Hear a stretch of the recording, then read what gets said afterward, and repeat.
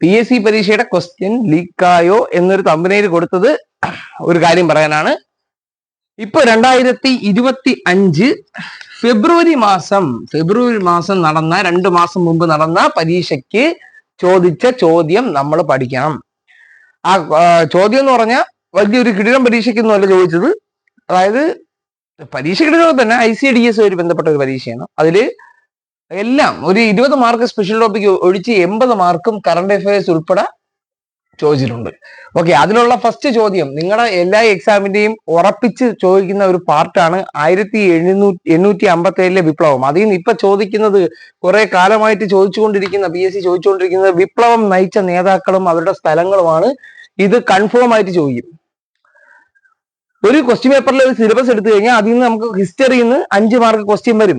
ആ 5 മാർക്ക് ക്വസ്റ്റ്യനിൽ ഇന്ത്യൻ ഹിസ്റ്ററിയിൽ നിന്ന് ഉറപ്പായും 1-2 ക്വസ്റ്റ്യൻ എന്തായാലും കാണും. അതിൽ 1 മാർക്ക് 99% ഉറപ്പിക്കാവുന്ന ഏരിയയാണ് ഞാൻ പറഞ്ഞത്. 99% ഈ ആൾക്കാരെ ഈ 1857 വിപ്ലവം ഇന്ത്യയിൽ എവിടെയൊക്കെ ലീഡ് ചെയ്തത് ആരൊക്കെയാണ് എന്ന് പഠിച്ചു കഴിഞ്ഞാൽ, നേതൃത്വം വഹിച്ചത് ഓരോ സ്ഥലത്തും ആരൊക്കെയാണെന്ന് പഠിച്ചു കഴിഞ്ഞാൽ നിങ്ങൾക്ക് 1 മാർക്ക് കിട്ടും.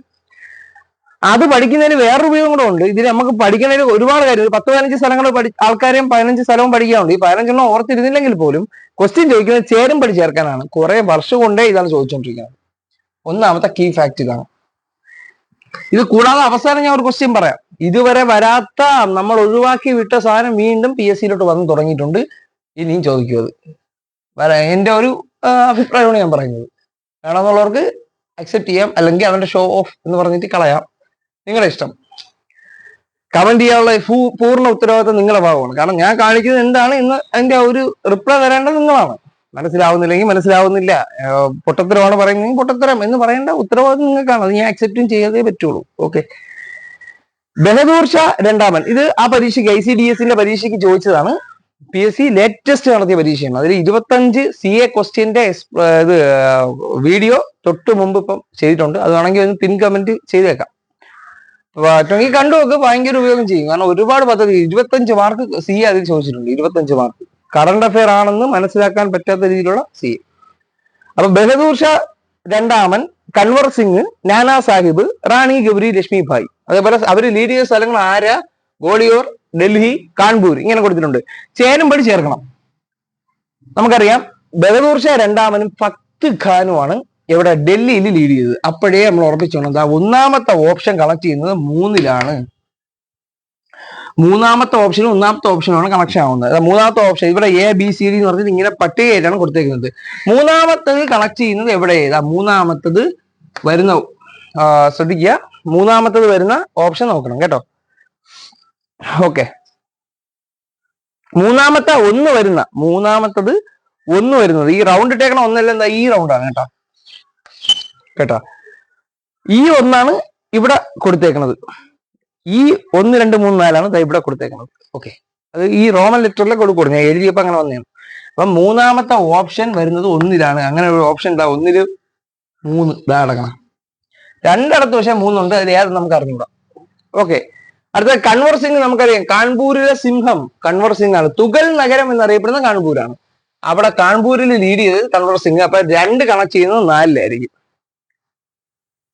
അപ്പൊ 4-ൽ 2 വരുന്ന ഓപ്ഷൻ ഇതാ അടക്കണം. കിട്ടിയില്ലേ? ഇപ്പൊ തന്നെ കിട്ടിയില്ലേ? ഉത്തരം B ഓപ്ഷൻ ആണ്. പിന്നെ 1, 4 നമ്മൾ നോക്കിയില്ലെങ്കിലും കിട്ടും. അതായത് ഇനി നാനാ സാഹിബ് എന്ന് പറയുന്നത്, അയ്യോ തെറ്റിപ്പോയി കേട്ടോ പറഞ്ഞത്.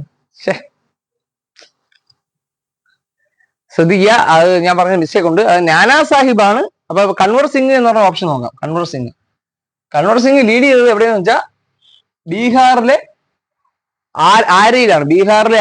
ബീഹാർ സിംഹം എന്നറിയപ്പെടുന്നത് കൻവർ സിംഗ് ആണ്. അതായത് കൻവർ തടാകം സ്ഥിതി ചെയ്യുന്നത് ബീഹാറിലാണ് ഈ ആര എന്ന് പറയുന്ന നഗരം വരുന്നത്. അവിടെയാണ് ലീഡ് ചെയ്തത്. അപ്പം 2 1-ൽ കണക്ട് ചെയ്യും.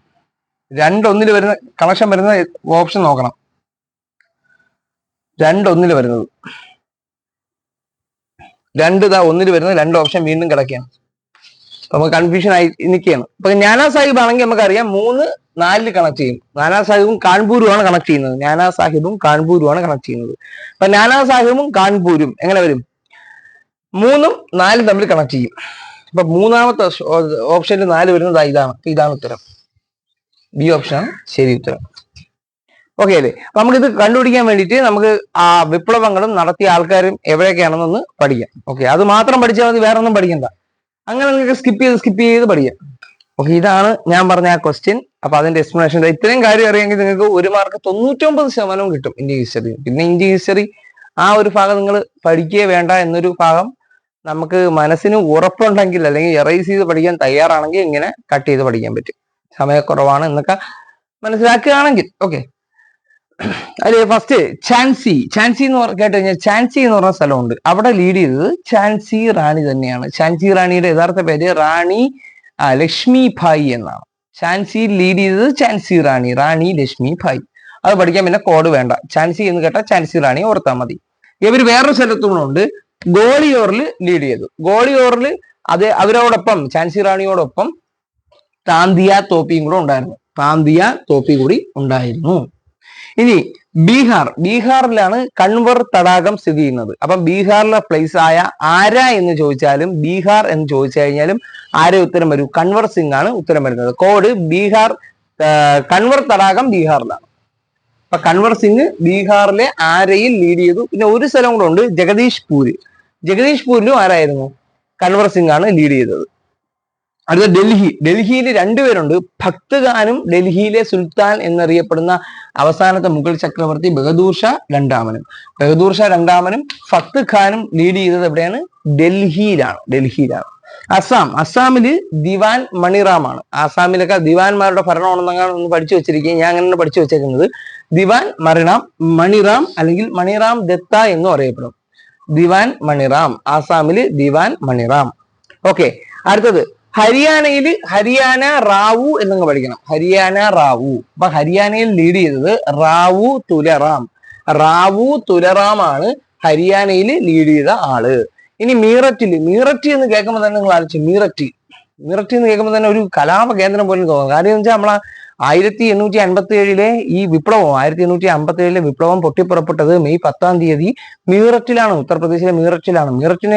മീററ്റിന്റെ പ്രത്യേകത എന്ന് വെച്ചാൽ മൃഗങ്ങൾക്ക് വേണ്ടി സ്മാരകങ്ങൾ പണികഴിപ്പിച്ച 2023 ഒരു കറണ്ട് അഫെയർ ആണ്. മൃഗങ്ങൾക്ക് വേണ്ടി സ്മാരകങ്ങൾ പണികഴിപ്പിച്ച ഇന്ത്യയിലെ നഗരം എവിടെയെന്ന് ചോദിച്ചാൽ അത് മീററ്റിലാണ് ഈ കലാപം പൊട്ടിപ്പുറപ്പെട്ടത്. അപ്പൊ അവിടെ കലിപ്പ് കേന്ദ്രമാണ്. അപ്പൊ ഖദം സിംഗ്, കലിപ്പ് സ്ഥലത്തെല്ലാം ഖദം ഹോഗയ, നമ്മൾ മരിച്ചു പോകും, തീർന്നു പോകും എന്നല്ലേ അർത്ഥം.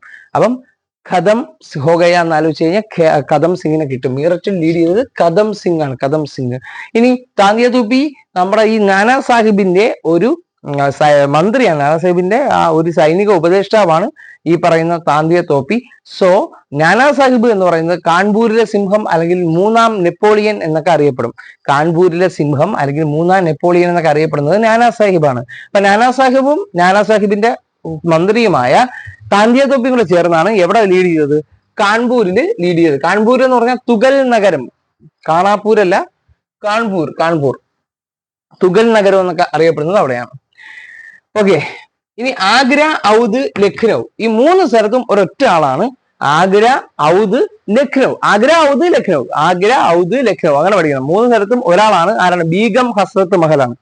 ബീഗം ഹസ്രത്ത് മഹൽ 3 പേരുകളുണ്ട് അല്ലേ? അതേപോലെ 3 സ്ഥലങ്ങളിലാണ്. ഒറ്റ പേരാണെങ്കിലും 3 പേരുകളായിട്ടാണ് കിടക്കുന്നത്. ബീഗം ഹസ്രത്ത് മഹൽ, ആഗ്ര, ഔദ്, ലഖ്നൗ. പക്ഷേ ബീഗം ഹസ്രത്ത് മഹൽ ഈ 3 തരത്തിൽ ലീഡ് ചെയ്തെങ്കിലും ഈ ലഖ്നൗ വരുമ്പം ഒരാളെയും കൂടെ നമുക്ക് പഠിക്കാറുണ്ട്. അതാണ് ബിർജിസ് ഖാദറും കൂടി ഈ ഇവിടെയൊക്കെ 2 പേര് വന്നണക്ക് അവർക്ക് സപ്പോർട്ടായിട്ട്, ബീഗം ഹസ്രത്ത് മഹലിന് സപ്പോർട്ടായിട്ട് ബിർജിസ് ഖാദർ എവിടെ ഉണ്ടായിരുന്നു? ലഖ്നൌവിൽ ഉണ്ടായിരുന്നു. ഇനി ഫൈസാബാദ് എന്ന് പറഞ്ഞ പേര് കേൾക്കുമ്പോൾ തന്നെ ഒരു മുസ്ലിം ടച്ചുള്ള പേരാണ്. അപ്പൊ അവിടെ മൗലവി അഹമ്മദുള്ളയാണ് ഫൈസാബാദിൽ ലീഡ് ചെയ്തത്. ബറേലിയും രോഹിൽ കട്ടും ലീഡ് ചെയ്ത് ആരെന്ന് ചോദിച്ചാൽ ഖാൻ ബഹദൂർ ഖാനാണ് ബറേലിയും രോഹിൽ കട്ടും ഒക്കെ ലീഡ് ചെയ്തത്. കാരണം രോഹിൽ കട്ട് എന്ന് പറയുമ്പോൾ ഈ നഖത്തിന്റെ കായാണ്. ഖാൻ ബഹദൂർ ഖാൻ കണക്ട് ചെയ്യാൻ പറ്റും, അങ്ങനെ കണക്ട് ചെയ്ത് പഠിക്കാൻ പറ്റും. ബറോട്ട് പർഗാന, ഇത് കുറെ നാൾക്ക് ശേഷം എല്ലാവരും പഠിച്ചുകൊണ്ടിരുന്നപ്പോഴത്തേക്ക് ഈ ഒരു സ്ഥലം മാത്രം ഒന്നിലും ഇല്ല. പിന്നെ സ്കൂൾ ടെസ്റ്റ് വന്നപ്പോഴത്തേക്ക് ഇതിൽ ആ പോയിന്റ് ഉണ്ടായിരുന്നു. അങ്ങനെ പിന്നെ കഴിഞ്ഞ 2017 എൽഡിക്ക് ചോദിച്ച് ബറോട്ട് പർഗാനയിൽ ആരാണ് ലീഡ് ചെയ്തതെന്ന് ചോദിച്ചു. അത് ഷാ മൽ ആണ്. ഇനി മാൻസൗറിൽ ലീഡ് ചെയ്തത് ഫിറോഷയാണ്. മാൻസറിൽ ലീഡ് ചെയ്തത് ആരാണ്? ഫിറോഷയാണ്.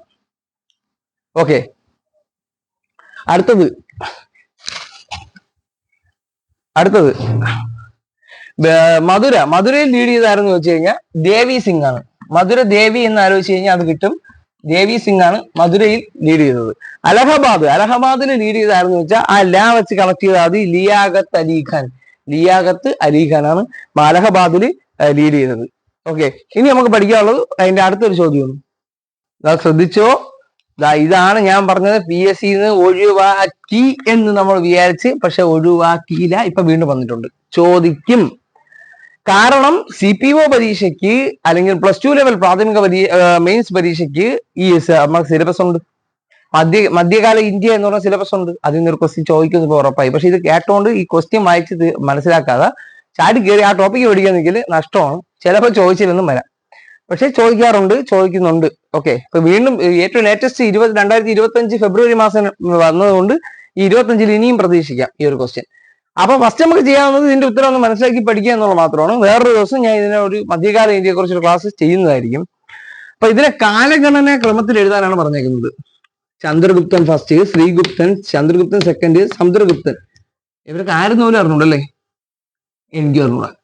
അപ്പൊ ഇതിൽ ഓർഡറിൽ പഠിക്കാൻ ഫസ്റ്റ് ഈ തന്നിരിക്കുന്നതിൽ ആദ്യം ഭരിച്ച ആളാണ് ശ്രീഗുപ്തൻ, രണ്ടാമത് ഭരിച്ച ആളാണ് ചന്ദ്രഗുപ്തൻ ഫസ്റ്റ്, മൂന്നാമത് ഭരിച്ച ആളാണ് സമുദ്രഗുപ്തൻ, നാലാമത്തെ ആളാണ് ചന്ദ്രഗുപ്തൻ സെക്കൻഡ്. ഒന്ന് പഠിച്ചു വെച്ചേക്കുക. ശ്രീഗുപ്തൻ, ചന്ദ്രഗുപ്തൻ ഫസ്റ്റ്, സമുദ്രഗുപ്തൻ, പിന്നെ അടുത്തത് ചന്ദ്രഗുപ്തൻ സെക്കൻഡ്. അപ്പൊ ഇതുമായിട്ട് ബന്ധപ്പെട്ട റിലേറ്റഡ് ഫാക്ട് കണ്ടുപിടിച്ചിട്ട് നമുക്ക് പഠിക്കാം. അല്ലാതെ കാട് കയറി മധ്യകാല ഇന്ത്യ പഠിക്കണ്ട കേട്ടോ. ഓക്കെ, ഇനി അടുത്ത ഇതിന് വരുന്ന ഒരു ക്വസ്റ്റ്യൻ എന്ന് പറഞ്ഞാൽ ഭൂപടവുമായിട്ട് ബന്ധപ്പെട്ട പ്രസ്താവന രീതിയും അതേപോലെ ഭിന്നക രീതി. ഇത് ചോദിക്കുന്ന സ്കൂൾ ടെസ്റ്റിലെ കാര്യമാണ്. ഇത് നമുക്ക് ഇതിന്റെ പാർട്ട് 2-ൽ വരും. അപ്പൊ നിങ്ങൾ ശ്രദ്ധിക്കുക. ഒരു റീസെന്റ് ആയിട്ട് PYQ പഠിക്കണം എന്ന് ഞാൻ പറഞ്ഞു. മലയാളം, ഇംഗ്ലീഷ്, മാത്സിലൊക്കെ ഭയങ്കര ഉപയോഗം ചെയ്യും. അതേപോലെ റീസെന്റ് PYQ, അടുത്തിടെയുള്ള PYQ പഠിക്കണം. എന്നാലേ PSC ചോദിച്ചുകൊണ്ടിരിക്കുന്ന ആ പാറ്റേൺ രീതി മനസ്സിലാക്കാൻ പറ്റുള്ളൂ. അതനുസരിച്ച് അതിന്റെ അപ്ഡേറ്റ് പഠിച്ചാൽ ഭയങ്കര ഉപയോഗമാണ്. ഇത് സത്യസന്ധമായ ഒരു കാര്യമാണ്. നിങ്ങൾ അല്ലെങ്കിൽ ഒന്ന് ഇംപ്ലിമെന്റ് ചെയ്ത് നോക്ക്. നിങ്ങൾക്ക് മോക്ക് ടെസ്റ്റ് ഒക്കെ ചെയ്യുമ്പോൾ മനസ്സിലാവും. ഒരുപാട് ഉപയോഗം വരും അതിൽ. ഓക്കെ, കണക്റ്റഡ് ഫാക്റ്റും പഠിക്കണം, അതിന്റെ ബാക്കി ഓപ്ഷൻസിലുള്ളത്. അങ്ങനെ നമ്മൾ പഠിച്ച് ഒരുപാട് ക്വസ്റ്റ്യൻസ് വർക്ക്ഔട്ട് ചെയ്ത് കഴിഞ്ഞാൽ നിങ്ങൾക്ക് സത്യം പറഞ്ഞാൽ റാങ്ക് ഫയൽ എന്നൊരു പറയുന്ന വലിയൊരു രാമായണം കുറഞ്ഞു കിട്ടും. ഒരു ഗൈഡ് എന്ന നമ്മൾ എപ്പോഴും ഗൈഡ് യൂസ് ചെയ്യുന്നത് എന്തിനാണ്? നമ്മൾ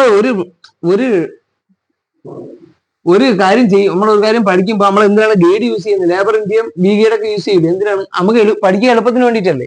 അപ്പൊ നമുക്ക് ഇതിന് വേണ്ടിയിട്ട് PSC പഠിക്കാൻ വേണ്ടി നമ്മൾ ഗൈഡാണ് മെയിനായിട്ട് യൂസ് ചെയ്യുന്നത്, വേറെ ഒന്നും നമുക്കില്ല.